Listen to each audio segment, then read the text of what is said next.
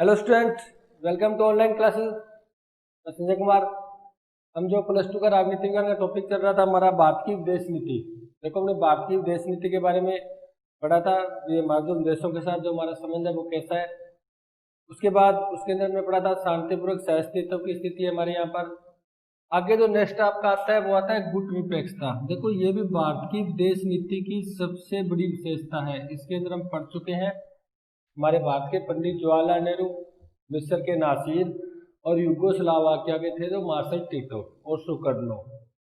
इनका इनमें सबसे बड़ा योगदान था, क्योंकि हम इनकी ये भी पढ़ चुके हैं गुट निरपेक्षता की हमें आवश्यकता ही क्यों पड़ी। क्यों हमें गुट निरपेक्ष रहने की आवश्यकता पड़ी, हमने क्यों अमेरिका या सोवियत संघ का गुट को ज्वाइन क्यों नहीं किया, उसके अंदर हम शामिल क्यों नहीं हुए। क्योंकि भारत इन सैनिक संगठन जो सैनिक संघ होते हैं उनसे दूर रहना चाहता था। क्योंकि भारत का जो मेन एम था, मेन उद्देश्य था, वो ये था कि एक शांतिपूर्वक विश्व का निर्माण किया जा सके, ताकि जो दो विश्व युद्ध हो चुके हैं, प्रथम और द्वितीय। जो प्रथम विश्व युद्ध हुआ था वो 1914 से 1918 के मध्य हुआ था। द्वितीय की हम चर्चा कर चुके हैं 1939 से 1945 के मध्य। कि जो हमारे पूरे विश्व को हानि हुई थी, जान माल की, जन की हानि हुई थी, हमारी जो संपत्तियों की हानि हुई थी, वो फिर से तृतीय विश्व युद्ध शुरू न हो जाए और पूरा विश्व को एक शांतिपूर्वक सह अस्तित्व के रूप में रह सके। देखो, गुट निरपेक्षता का उद्देश्य ये था भी जो विश्व के अंदर दो गुट बने हुए हैं। एक तो अमेरिका का गुट जिसे हम पूंजीवादी की बात की थी, एक अपने सोवियत संघ की बात की थी जिसे हम समाजवादी या साम्यवादी गुट की बात की थी। इन दोनों की विचारधारा अलग थी बिल्कुल। अब ये शीत युद्ध का कारण क्या था? यही कारण था क्योंकि अमेरिका अपनी विचारधारा को विश्व में फैलाना चाहता था। अमेरिका चाहता था कि उसके विचारधारा वाले देश ज्यादा हो विश्व में, ताकि उसका प्रभुत्व बना रहे विश्व के अंदर। सोवियत संघ चाहता था अभी उसकी विचारधारा का पूरे विश्व में फैलाव हो, ताकि उसका प्रभुत्व बना रहे। क्योंकि उस टाइम नए नए देश आजाद हो रहे थे द्वितीय विश्व युद्ध के बाद। दक्षिणी अफ्रीका का बताया जैसे 17 देश आजाद हुए थे, भारत आजाद हुआ था, बहुत से देश आजाद हो रहे थे। और ये चाहते हैं नए जो देश बन रहे, नए आजाद स्वतंत्र हो रहे हैं, उसके अंदर मेरी विचारधारा क्या हो, फैलाव हो या प्रफुल्लित हो। इसी उद्देश्य के लिए दोनों क्या है, पूरे विश्व में उतर पड़े। वो अपनी विचारधारा पर बल देने लग गया, दूसरा अपनी विचारधारा पर बल देने लग गया, और दोनों के मध्य शीत युद्ध चल गया और दो गुट बन गए। अब शीत युद्ध कभी भी क्या हो सकता है, प्रत्यक्ष युद्ध में बदल सकता है, कभी भी युद्ध हो सकता है, कभी भी एक दूसरे तृतीय विश्व युद्ध शुरू हो सकता है। और कई बार ऐसा चांस भी आया था, बहुत बार ऐसा हो चुका था कि तृतीय विश्व युद्ध शुरू ही होने वाला था, लेकिन बाई चांस बच गए हम। यानी कि तृतीय विश्व युद्ध होता तो पूरे विश्व को बहुत ज्यादा क्षति होती। क्योंकि आपने देखा, आपने सुना होगा भी हिरोशिमा और नागासाकी पर बम गिराया गया था अमेरिका के द्वारा तृतीय विश्व युद्ध 1945 के अंदर। वहां पर अभी तक यानी इतना जनता को नुकसान हो रहा है, यानी इतने साल हो गए अभी तक वहां पर कृषि नहीं हो रही, बच्चे हो रहे हैं वो अपंग पैदा हो रहे हैं, यानी उनका विकास बिल्कुल रुक चुका है। तो बाहर सोचता था अगर ये ऐसी स्थिति पूरे विश्व पर आ जाए तो पूरा विश्व जो हमारी जनरेशन है वो तो खत्म हो जाएगी। ठीक है, इसलिए उन्होंने गुट निरपेक्षता की नीति को अपनाना अच्छा समझा और दोनों गुटों से अलग रहना अच्छा समझा। अब हमने गुट निरपेक्षता के बारे में कुछ पढ़ा थे, उनकी विशेषता के बारे में हम उसके कारण भी पढ़े थे, बात गुट निरपेक्ष क्यों रहा था। आगे जो टॉपिक हमारा गुट निरपेक्षता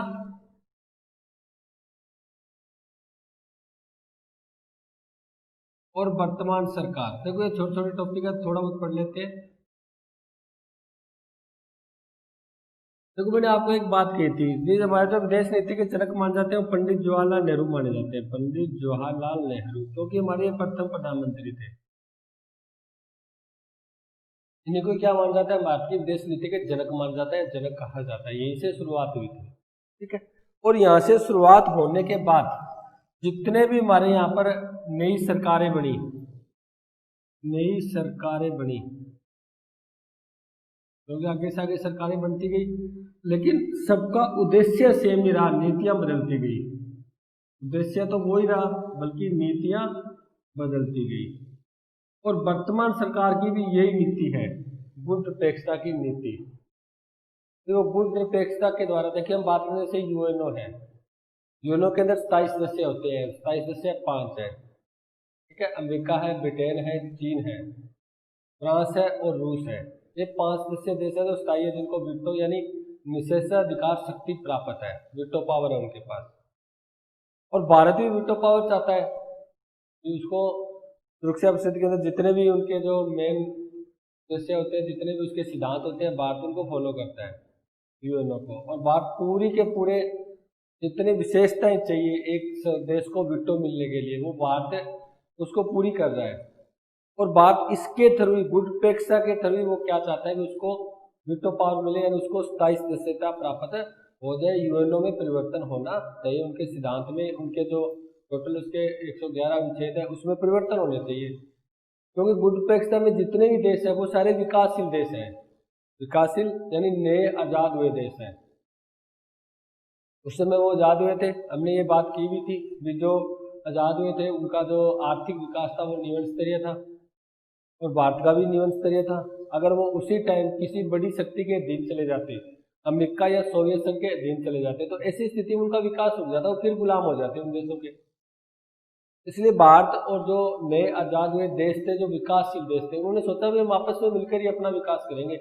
हम इन जो शक्तिशाली दो देते हैं, इन जो शक्तिशाली जो दो हमारे यहाँ पर सामने गुट सामने आए हैं, उनमें से हम किसी में शामिल नहीं होंगे, क्योंकि वो पावरफुल थे। अगर अमेरिका में हो जाते तो अमेरिका के अधीन हो जाते, अगर हम सोवियत संघ के विचारधारा में चले जाते तो उसके अधीन हो जाते। तो इसी कारण ये देश चाहते थे भी हम आपस में मिलकर, जैसे हमने दक्षिण दक्षिण सहयोग की बात की थी, उन्होंने ये सोचा भी हम राजनीतिक, सामाजिक, आर्थिक जो विकास करेंगे वो आपस में मिलकर ही करेंगे एक दूसरे से। इसको ही कहा जाता है दक्षिण दक्षिण सहयोग। और यही वर्तमान सरकार का मुद्दा है, वर्तमान सरकार यही लेके चल रही है। हमारे जो 5 उद्देश्य है वो आगे करेंगे हम, ठीक है। उसके बाद नेक्स्ट जो आपका आता है भारतीय देश नीति के नवीन आयाम, इसको थोड़ा वो देख लेते हैं। भारतीय विदेश नीति के नवीन आयाम, यानी भारतीय विदेश नीति को नवीन नया कुछ जोड़ दिया गया है। देखो हमने तो ये भी कहा था कि विदेश नीति है वो लगातार चली आ रही है, कंटिन्यू चली आ रही है, जो पंडित जवाहरलाल नेहरू के समय तैयार हुई थी। लेकिन उसके अंदर जैसे जैसे समाज में परिवर्तन हो रहा है, हमारे देश में परिवर्तन हो रहा है, वैसे वैसे उसमें परिवर्तन किया जा रहा है। बल्कि मेन उद्देश्य है ना वो सेम ही है, उसको नहीं बदला गया अभी तक। बहुत सरकारें चेंज हुई थी, लेकिन अभी तक उसके उद्देश्य को बदला नहीं गया। उसके अंदर कुछ आयाम जोड़ दिए गए। जैसे हम वर्तमान की बात करें, अब वर्तमान में हमारी जो मेन समस्या है वो समस्या है आतंकवाद की।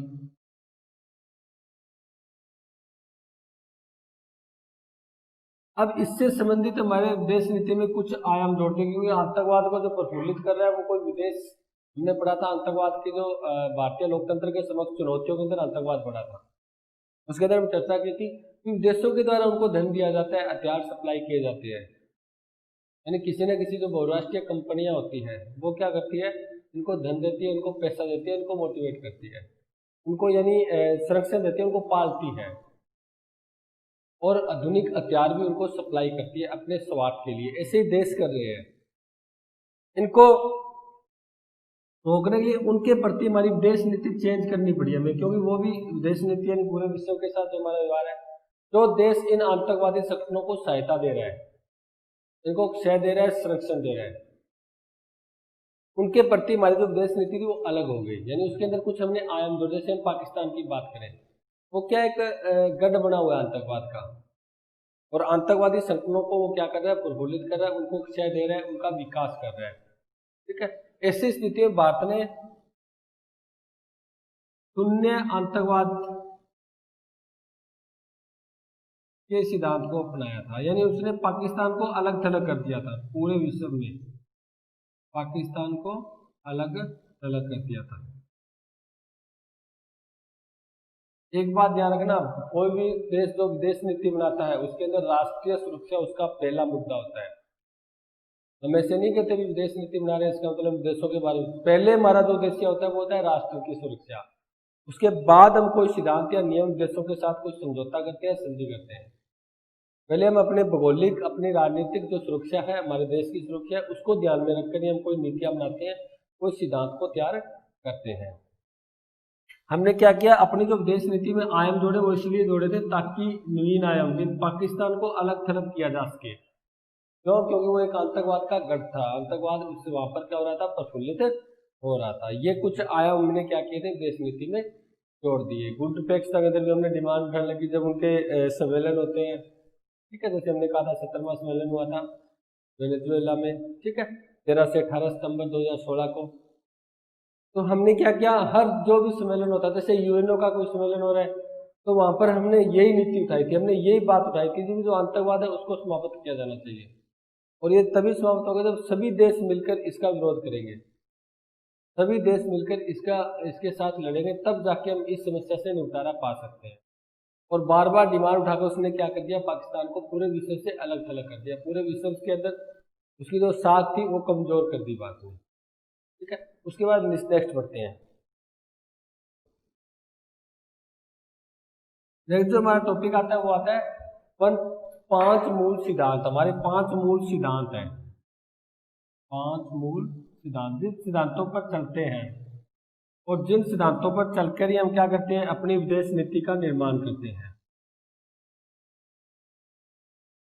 कोई भी सरकार हो, किसी भी दल की सरकार हो, कोई प्रधानमंत्री हो, तब सिर्फ इन्हें कुछ सिद्धांतों को लेकर ही क्या करते हैं, अपनी विदेश नीति का निर्माण करते हैं। जैसे हम बात करें निरंतर वार्ता, पहला क्या है, निरंतर वार्ता। देखो भारत क्या चाहता है, भारत की कहता है भी कोई भी समस्या हो, अगर कोई दो देशों के मध्य कोई ऐसी सीमा विवाद हो, चाहे या कोई अन्य कोई विवाद उठ जाए या उन्हें विवाद चल पड़े, तो ऐसी स्थिति में हमें निरंतर वार्ता से उसको हल करना चाहिए, युद्ध से हल नहीं करना चाहिए, हमें वार्ता करनी रहनी चाहिए। जैसे भारत ने हमेशा ऐसे 1962 के अंदर चीन के साथ युद्ध हुआ था, 1965 में पाकिस्तान में, 1971-72 पाकिस्तान, 99 में जो 1999 में कारगिल जो संकट आया था, कारगिल जो युद्ध हुआ था, इन सब में भारत ने वार्ता से, समझौते के द्वारा, मध्यस्थता के द्वारा इसको हल करने की कोशिश की थी।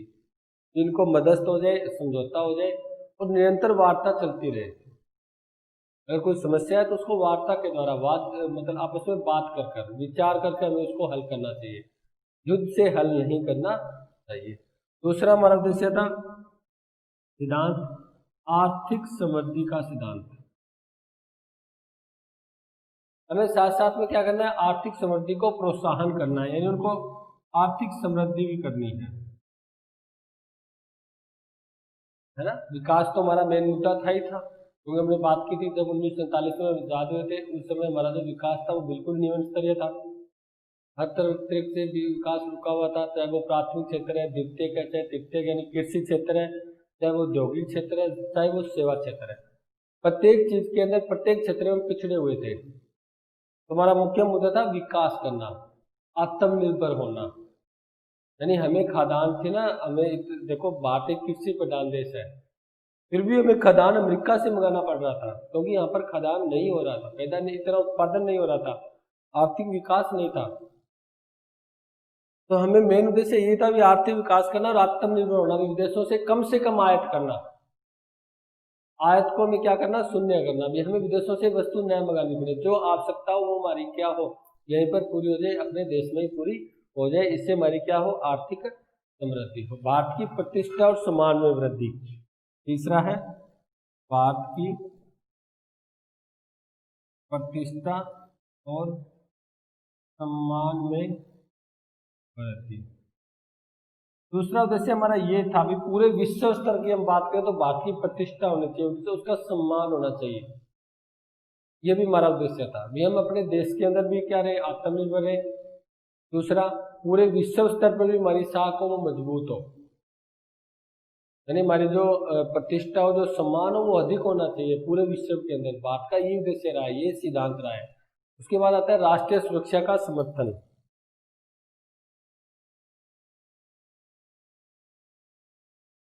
राष्ट्रीय सुरक्षा का समर्थन, ये तो हम पढ़ ही चुके हैं। और किसी भी देश जब कोई विदेश नीति बनाता है, जब अपने कोई नीतियां तैयार करता है, कोई सिद्धांत बनाता है, सबसे पहले वो राष्ट्रीय सुरक्षा की बात करता है, पूरे विश्व की बात बाद में करता है। हमने भी जब विदेश नीति बनाई थी, पंडित जवाहरलाल नेहरू ने बनाई थी, या अन्य जो प्रधानमंत्री जो नई सरकार बनाई जा रही है, बन रही है, उन्होंने जो विदेश नीति बनाई थी, उनका पहला जो उसके दिमाग में यही बात थी भी हमें राष्ट्र की सुरक्षा करनी है, क्योंकि हम उसी टाइम आज़ाद हुए थे, उसी टाइम हमें अपना देश की सुरक्षा करना है, उसकी अखंडता को बढ़ाना है, यानी एकता को बनाए रखना है। क्योंकि भारत की स्थिति थी वो अलग थी, यहाँ पर जाति धर्म भाषा के आधार पर बहुत ज़्यादा विभिन्नता पाई जाती थी। ऐसी स्थिति में हमें राष्ट्रीय सुरक्षा पहला मुद्दा था, हमें राष्ट्रीय सुरक्षा करनी पड़ेगी।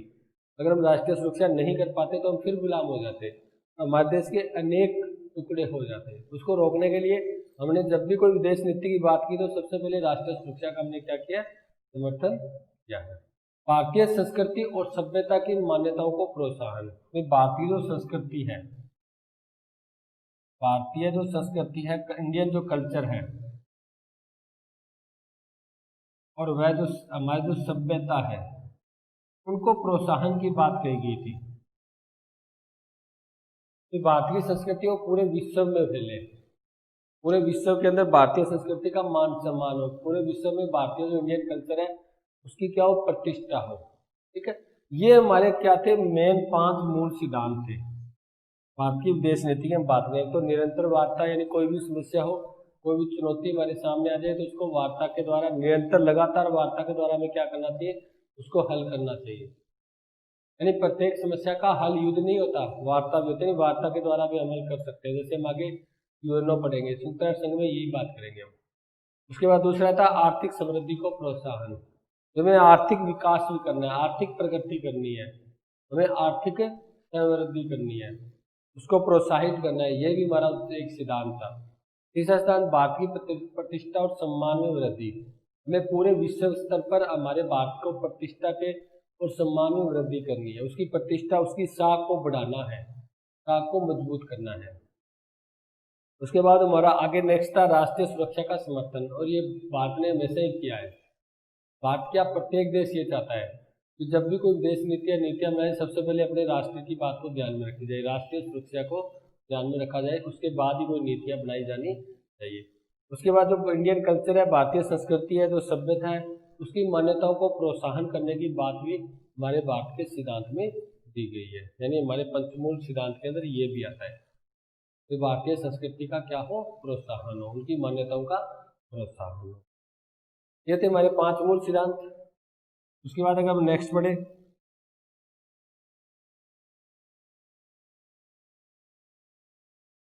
नेक्स्ट आपका एक आता है टॉपिक पड़ोस पहले की नीति।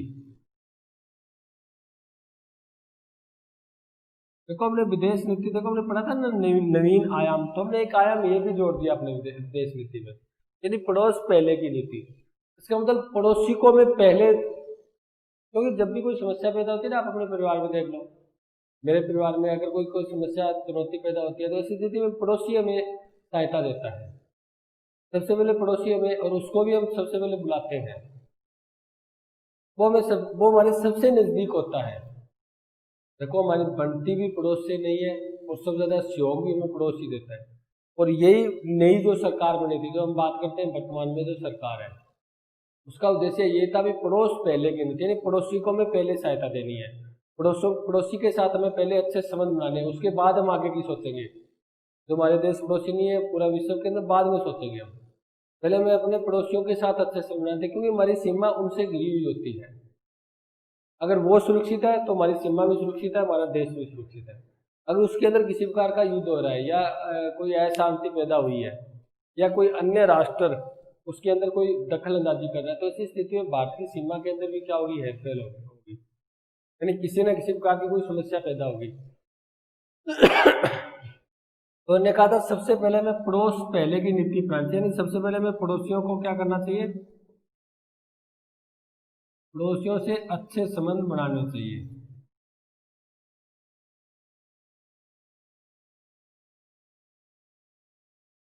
और इसी के लिए जो हमारी वर्तमान सरकार है, उसके जो नए प्रधानमंत्री बनाए गए थे, सरकार ने जो शपथ ली थी, मंत्रियों ने, सरकार ने, तो इस शपथ के अंदर जैसे हम बात करें तो मॉरिशस, ठीक है, मॉरिशस सहित जो सार्क देश है, यानी एक सार्क संगठन है, जो आगे आपके बुक के अंदर आप ये पढ़ोगे, कुछ अंतर्राष्ट्रीय संगठनों की बात करोगे, सार्क है, आसियान है, इनके बारे में हम पढ़ेंगे। तो सार्क संगठन जो देश है उसके अंदर मॉरिशस भी है।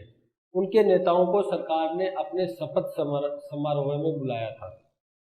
इसलिए तो बुलाया था ताकि उनसे अच्छा संबंध स्थापित हो सके, उनके साथ कोई वार्ता हो सके। ठीक है, जब ये नई सरकार बनी थी ना, उन्होंने जब उसका शपथ समारोह हो रहा था, यानी शपथ ग्रहण कर रहे थे, ऐसी स्थिति में उन्होंने मॉरिशस सहित जितने भी सार्क के सदस्य हैं उन सभी को उन्होंने क्या किया था, अपने देश के अंदर उस शपथ समारोह में बुलाया था, यानी शपथ ग्रहण करते समय उनको उपस्थित हुए थे वो यहाँ पर, और उनके साथ वार्ता हुई थी, बढ़िया समझौते हुए थे। उसके बाद हम बात करें तो नेपाल भी हमारा एक पड़ोसी देश है, तो नेपाल के साथ उन्होंने क्या किया था, एक समझौते पर हस्ताक्षर किया था जिसे हम बोलते हैं पनबिजली समझौता बनाया गया था भारत ने। ये इसी के अंदर आता है, भारत ने नेपाल के साथ पनबिजली समझौता किया, यानी पड़ोस पहले की नीति में ये नीति आती है। उसके अंदर उन्होंने क्या किया था, एक तो अपने शपथ समारोह में बुलाया था, दूसरी उन्होंने नेपाल के साथ पनबिजली समझौता किया था। एक पनबिजली समझौता उन्होंने किया था भूटान के साथ भी। किसके साथ किया था? भूटान के साथ।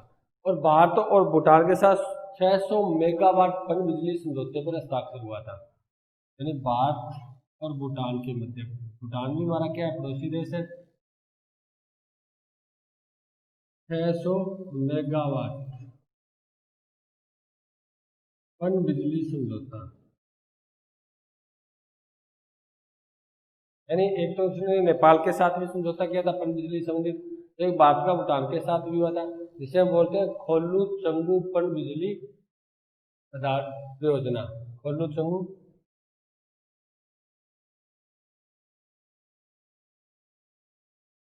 क्योंकि खोलू चंगू में चलाई गई थी, भूटान का देश है, सॉरी शहर है, वहां पर ये खोलू चंगू में चलाई गई थी पनबिजली, इसी कारण उसको खोलू चंगू पनबिजली की आधारशिला रखी गई थी भारत और भूटान के द्वारा। यानी भारत ने इसका सहयोग किया था, भारत ने इसके अंदर आर्थिक सहयोग किया था जो 600 मेगावाट की थी। हम बात करें तो प्रधानमंत्री ने बहुत से देशों की यात्रा भी की थी, है ना। वर्तमान प्रधानमंत्री कितने देशों की यात्रा, पूरे विश्व में घूमे थे वो। जैसे हम बात करें, हमारे जो प्रधानमंत्री थे वो जापान, म्यांमार, ऑस्ट्रेलिया, दक्षिण कोरिया, सिंगापुर, चीन। जापान, म्यांमार, ऑस्ट्रेलिया, दक्षिण कोरिया, चीन, सिंगापुर, इन देशों की उन्होंने क्या की थी, यात्रा की थी। इनके साथ यात्रा कर उन्होंने क्या किया था, उनके साथ समझौता किया था ताकि पूरे विश्व के साथ एक अच्छा संबंध बनाया जा सके। ये तो गए थे हमारे प्रधानमंत्री जापान में, म्यांमार में, ऑस्ट्रेलिया में, दक्षिण कोरिया में, सिंगापुर में, चीन में। उसके बाद हमारी विदेश मंत्री थे तो सुषमा स्वराज थे। सुषमा स्वराज उन्होंने भी कुछ, सिंगापुर है, वियतनाम है, म्यांमार है, दक्षिण कोरिया है, चीन है, इंडोनेशिया की यात्रा की थी। ठीक है, भारत ने इन देशों की, सभी देशों की यात्रा की थी, उनके साथ समझौते किए थे।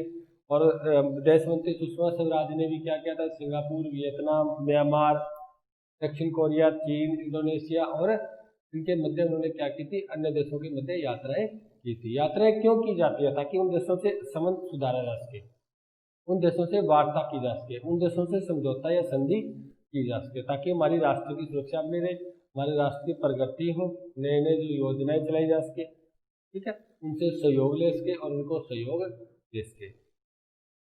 तो ये थी हमारी पड़ोस पहले की नीति। और भी बहुत सी नीतियां देश ने, हमारे भारत ने चलाई थी, पूरे श्रीलंका में है, ठीक है, बांग्लादेश में है। इन्होंने क्या किया था, इनके साथ समझौता किया था, संधियां की थी, यानी पड़ोसियों के साथ संधियां की थी, ताकि हमारे जो पड़ोसी मजबूत होंगे तो अपने आप ही हमारी सीमा है, हमारा देश है, वो भी क्या होगा, मजबूत होगा। ये है हमारी विदेश नीति का एक है पड़ोस पहले की नीति, एक विशेषता।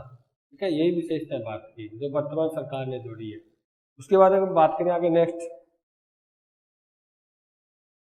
भारत का जो मध्य पूर्व देश है उनके साथ संबंध की बात करते हैं। सबसे ज्यादा जो खतरनाक संबंध है भारत व मध्य पूर्व देश, ये वो देश है जो तेल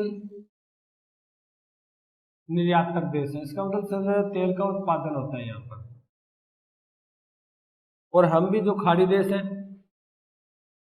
खाड़ी देश हम भी क्या इन पर निर्भर हैं, क्योंकि तेल की जो ज़्यादातर आयत हो रहा है, जो तेल हमें मंगाया जा रहा है वो खाड़ी देशों से, जैसे ईरान है, उसके बाद सऊदी अरब है, वहाँ से हम उन पर डिपेंड हैं, वहाँ से हम मंगवा रहे हैं उनको। ठीक है, क्योंकि हमारी जो ज़्यादा आवश्यकता है तेल की, जो पेट्रोलियम पदार्थ की, वो वहीं से पूरी हो रही है। तो जैसे भारत और मध्य पूर्व के हम संबंध की बात करें, तो भारत का इनके साथ बहुत ज़्यादा गहरा जुड़ाव रहा है। भारत इनके साथ अच्छा जुड़ाव रहा है, अच्छे संबंध रहे हैं। अगर हम बात करें आतंकवादी, वर्तमान में जो आतंकवाद का जो प्रभाव हो रहा है वो इन्हीं देशों से हो रहा है। यानी हमें फायदा भी है और नुकसान भी। अगर हम फायदे नुकसान के एक छोटे सा उदाहरण और करते हैं, उसके बाद पढ़ते हैं। तो देखो, हमारे भारतीय, बहुत से भारतीय, उनको रोजगार इन देशों ने दे रखे हैं।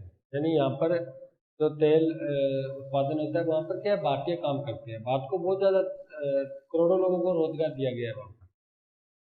इसके कारण वो क्या करते हैं, अपना वेतन, अपना पैसा वो भारत में भेज रहे हैं। इससे भारत की क्या होता है, आर्थिक रूप से प्रगति हो रही है, पैसा आ रहा है बाहर से भारत में। लेकिन साथ साथ में वो आ तो रहे हैं, लेकिन उसके साथ साथ एक वहाबी विचारधारा है, वो भी आ रही है। यानी हमारे देश को नुकसान पहुंचा रहे हैं, उनके कल्चर, संस्कृति, उनकी कट्टरपंथी। क्योंकि ये क्या होते हैं, धर्मांध होते हैं, कट्टर होते हैं ये धर्म रूप से क्या होते हैं, कट्टर, यानी धर्म के प्रति अंधे होते हैं। ये अंधविश्वास में अधिक विश्वास करते हैं। यानी ये सहिष्णु नहीं होते, एक दूसरे से सहयोग नहीं करते, ये कट्टरतापन रखते होते हैं। यानी कट्टरतापन जो विचारधारा है वो ही बात में आ रही है। देखो, एक तो फायदा हो रहा है हमें, एक तो हमारे लोगों को रोजगार दे रखा है, दूसरा हमारा जो धन से संबंधित, पैसा संबंधित भारत में आ रहा है, वहां से हमारा देश का विकास हो रहा है। दूसरी स्थिति, वहां की वहाबी जो विचारधारा है वो भी भारत में आ रही है। यानी भारत के अंदर वो क्या कर रही है, नुकसान कर रही है, कट्टरतापन को बढ़ा रही है, आतंकवादियों को बढ़ावा दे रही है। उसके बाद यहाँ के जो नौजवान हैं, यहाँ के जो युवा पीढ़ी है, वो भी इस वहाबी जो विचारधारा है उसके प्रति आकर्षित हो रही है। यानी सबसे ज्यादा इसके अंदर वो क्या कर रही है, भाग ले रही है, उसके अंदर शामिल हो रही है। इसके कारण देश को नुकसान हो रहा है। यानी इसका फायदा भी है, उसका नुकसान भी। अगर हम बात करें, बात एक वैसे भी देखा जाए तो भारत एक मुस्लिम आबादी वाला देश है। यानी ये भारत का विभाजन हो गया, इसका मतलब मुसलमान थे वो सारे पाकिस्तान में चले गए, भारत में सिर्फ हिंदू रह गए। ऐसा कोई मैटर नहीं है। भारत में एक मुस्लिम प्रधान देश है, यानी बहुत ज्यादा मुस्लिम जनसंख्या पाई जाती है यहाँ पर। और ये जो मुसलमान होते हैं, ये जो देश, जो अफगानिस्तान है, पाकिस्तान है, वो ऐसी विचारधारा फैला रहे हैं, कट्टरतापन को फैला रहे हैं, सहयोग की भावना को नहीं फैला रहे हैं। देखो, हमने बात की थी, अगर एक आपका एक धर्म का टॉपिक भी है, जो आपका नेक्स्ट जो हम पाठ करेंगे किताब का, कहते रहता है कि सभी धर्म होते हैं ना, उनकी समान विचारधारा है। सभी कहते हैं भी समानता रखो, किसी को दुख मत दो, जीव जंतुओं को दुख मत दो, उनको उनकी हत्या मत करो, किसी का दिल मत दुखाओ। यानी कहने का मतलब ये, इनकी सभी धर्म वो समान है, बहुत अच्छी विचारधारा है उनके सभी ग्रंथों के अंदर। मानवतावाद की बात कही गई, लेकिन वो तो कुछ लोग स्वार्थी बन के रूप में क्या करते हैं, उसका गलत यूज करते हैं, लोगों को बहकाते हैं, उनकी विचारधारा थोड़ी अलग होती है। तो ये धर्मांधता और कट्टरवाद भी मध्य पूर्व देशों में ही क्या हुआ है, जैसे अफगानिस्तान, पाकिस्तान से प्रसारित हो रहा है भारत में। एक तो धर्मांधता और कट्टरवाद, ये भी भारत में प्रसारित भारत में क्या हो रहा है, प्रसारित हो रहा है। और ये कौन से देश है, मध्य पूर्व के देश है। मध्य पूर्व के देश जैसे हम बात करें, मेन अफगानिस्तान है और पाकिस्तान। यहाँ से विचारधारा है वो भारत के अंदर क्या हो रही है, शामिल हो रही है, भारत को नुकसान पहुंचा रही है। इसके द्वारा आतंकवाद और संगठन वगैरह उनका विकास हो रहा है। उसके बाद हम बात करें जो हमारे देश के अंदर है, जैसे ये खाड़ी देश है, यहाँ से हमारे तेल निर्यातक देश है, यहाँ से ज़्यादा हमारे, क्योंकि भारत ना पूरे विश्व में बात करें तो तीसरा ऐसा देश है जो तेल आयातक देश है। इसका मतलब भारत बहुत ज़्यादा तेल का क्या करता है, आयात करता है इन देशों से। इन देशों पर वो निर्भर है, जैसे सऊदी अरब है, इजराइल है, इसके बाद जैसे खाड़ी देश हम बात करें, ईरान है, ठीक है, इराक है। ईरान सबसे महत्वपूर्ण देश है, जहाँ से हमें क्या होता है, तेल का बहुत ज़्यादा हमारी आवश्यकता की पूर्ति वहाँ से होती है। तेल की जो आवश्यकता होती है ईरान से होती है। ये है मध्य पूर्व के देश, यहाँ हम इन पर डिपेंड भी हैं, साथ में इनसे हमें क्या हो रहा है, नुकसान भी हो रहा है। फायदा तो ये हो रहा है कि हमारे लोगों को ये रोजगार दे रहे हैं, और हमारे जो तेल की, पेट्रोलियम पदार्थ की जो आवश्यकता है उसकी पूर्ति की जा रही है। नुकसान और ये हो रहा है भी, यहाँ से हमें ये प्राप्त हो रहा है, यानी आतंकवाद को बढ़ावा दिया जा रहा है या आतंकवाद में वृद्धि हो रही है। ठीक है, क्योंकि इनके पास पैसा बहुत होता है, अर्थव्यवस्था समृद्ध होती है इनकी। क्यों होती है? क्योंकि ये तेल निर्यातक देश होते हैं, और जब इनके पास तेल अधिक उत्पादन होता है तो क्या होता है, ये फिर अपने देश के अंदर जितना ही पैसा आता है, तेल निर्यातक है, इसका मतलब पैसा तो होगा इनके पास, तेल के बहुत ज्यादा कुएं हैं वहां पर, अधिक पैसे हैं उनके पास, आर्थिक समृद्धि है, उनकी अर्थव्यवस्था है वो मजबूत है। इसके कारण वो क्या करते हैं, इन पैसों का यूज इन विचारधाराओं में करते हैं। ये पूरे विश्व के अंदर एक कट्टरतापन को लाते हैं। जैसे हम बात करें सऊदी अरब और ईरान में ज़्यादा सुन्नी है, यानी जो सुन्नी विचारधारा के मुसलमान पाए जाते हैं। सऊदी अरब और इराक में, सऊदी अरब इराक में तो है सुन्नी, और ईरान में है शिया। इनकी विचारधारा है। सऊदी अरब की बात करें तो है इराक, वहाँ तो पाए जाते हैं सुन्नी मुसलमान के विचारधारा अधिक प्रभावित है। अगर बात करें हम ईरान की, तो ईरान में पाई जाती है शिया विचारधारा, क्योंकि इनके अंदर दो विचारधाराएं बनी हुई ना, एक तो शिया और एक सुन्नी विचारधारा। तो सऊदी अरब और इराक में ज़्यादा सुन्नी विचारधारा के व्यक्ति रहते हैं, ठीक है, और ईरान में ज़्यादा शिया विचारधारा के व्यक्ति रहते हैं। उसके बाद हम नेक्स्ट टॉपिक करते हैं भारत और रूस के मध्य संबंध की।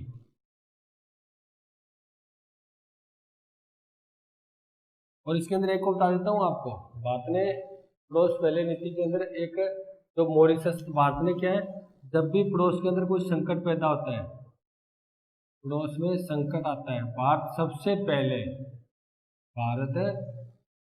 पहले इसका सहयोग करता है। ध्यान रखना, भारत इसका बहुत सहयोग करता है अपने पड़ोसियों का। अगर किसी प्रकार का कोई संकट हो, किसी प्रकार का, जैसे कोई जल से संबंधित संकट हो, बाढ़ आ जाए, भूकंप आ जाए, ऐसी स्थिति में भारत सबसे पहले बढ़ चढ़कर क्या करता है, उसमें भाग लेता है और उसकी देश की सहायता करता है, सबसे ज्यादा पैसा उसमें इन्वेस्ट करता है।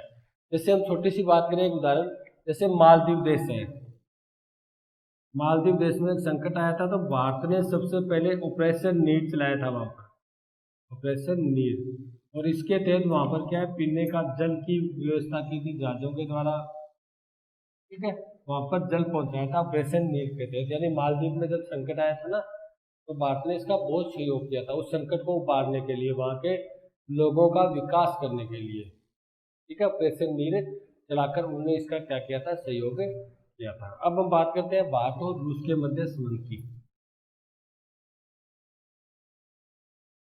देखो, रूस हमारा एक ऐसा देश है जो हमारा हमेशा क्या रहा है, सहयोगी रहा है, हमारा मित्र रहा है, हमारा मित्र रहा। रूस से पहले कौन था, सोवियत संघ था, सोवियत संघ।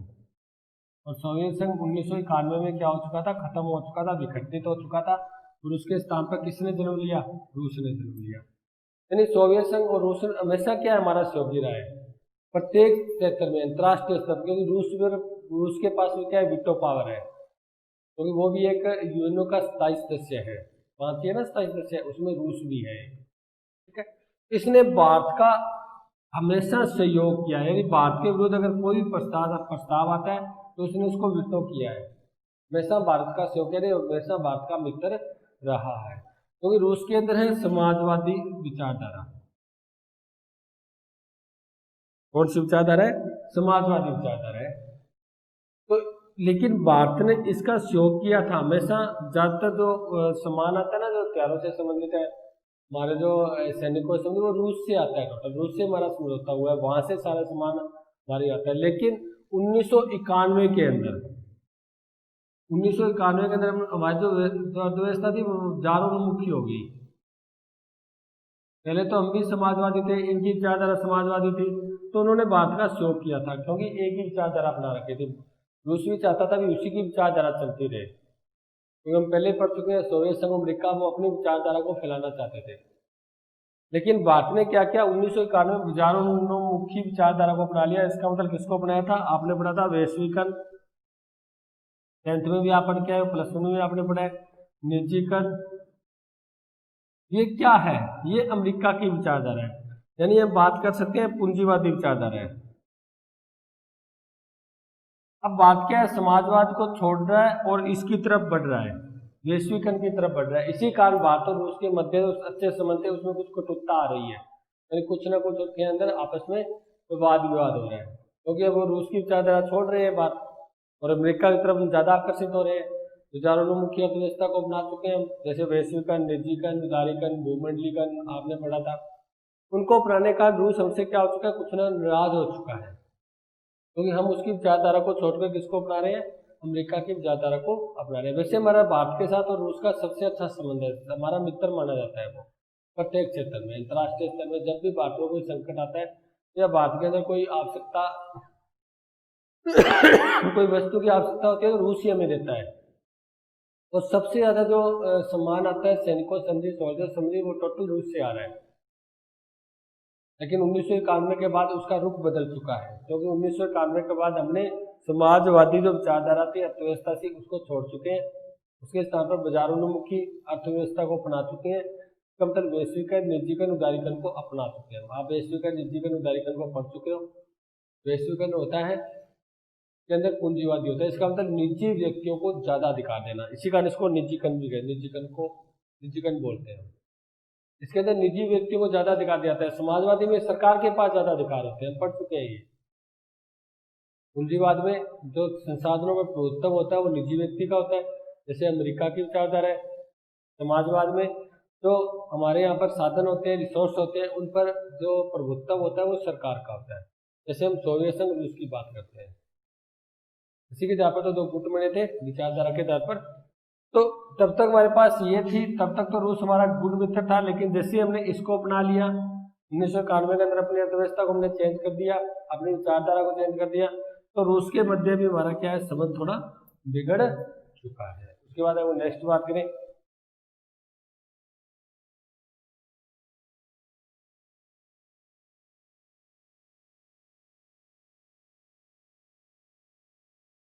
भारत व अमेरिका। देखो मैं क्यों लिख रहे हैं, कभी मैंने भारत व सऊदी अरब लिख दिया, ईरान लिख दिया, इराक लिख दिया, पाकिस्तान, अफगानिस्तान, पड़ोस के जो देश है, क्योंकि हम पढ़ी विदेश नीति रहे हैं। क्या पढ़ रहे हैं, विदेश नीति। और विदेश नीति का अर्थ होता है जो हमारा विदेशों के साथ संबंध होता है, चाहे हमारा वो चीन के साथ संबंध है, चाहे आपका रूस के, हम पढ़ेंगे आगे अन्य अन्य देशों के साथ संबंध, भारत और चीन का संबंध पढ़ेंगे, भारत पाकिस्तान का संबंध पढ़ेंगे, भारत बांग्लादेश का संबंध पढ़ेंगे, भारत नेपाल, भारत भूटान, जो हमारे पड़ोसी देश हैं उनके साथ संबंध की चर्चा करेंगे हम। आपका लेसन है आगे ये। तो देश नीति होती ये है, एक देश का दूसरे देशों के साथ जो हमारा संबंध होता है। जैसे भारत का रूस के साथ पहले क्या संबंध था, वर्तमान में क्या संबंध है।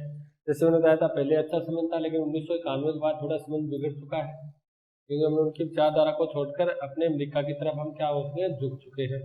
अगर हम बात करें भारत और अमेरिका, तो वर्तमान में अपने अमेरिका की जो विचारोन्मुखी विचारधारा है उसको अपना रहे हैं।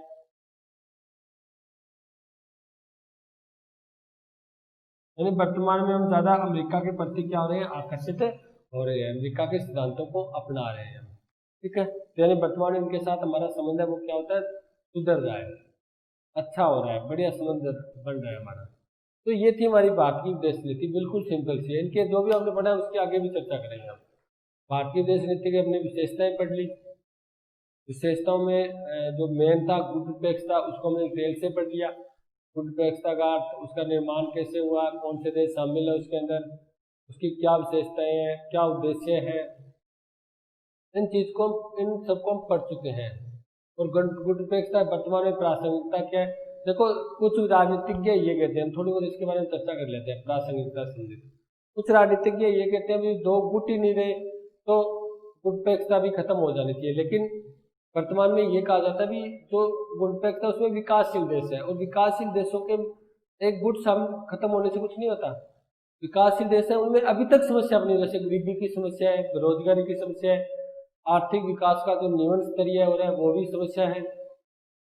इन समस्याओं को निपटने के लिए, आतंकवाद की समस्या है, इन समस्याओं को निपटने के लिए गुड निरपेक्षता महत्वपूर्ण अपना जो भूमिका है वो अदा कर रहा है। इसी कारण वर्तमान में भी गुड निरपेक्षता की प्रासंगिकता बनी हुई है, उनको हम समाप्त नहीं कर सकते।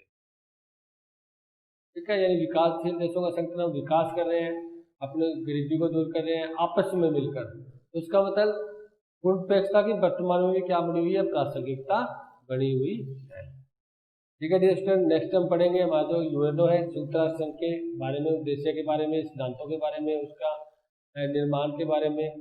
ठीक है, उनके जितने भी 6 अंग हैं उनके बारे में पढ़ेंगे, वो नेक्स्ट क्लास में पढ़ेंगे। यहाँ तक इतना ही। Thank you.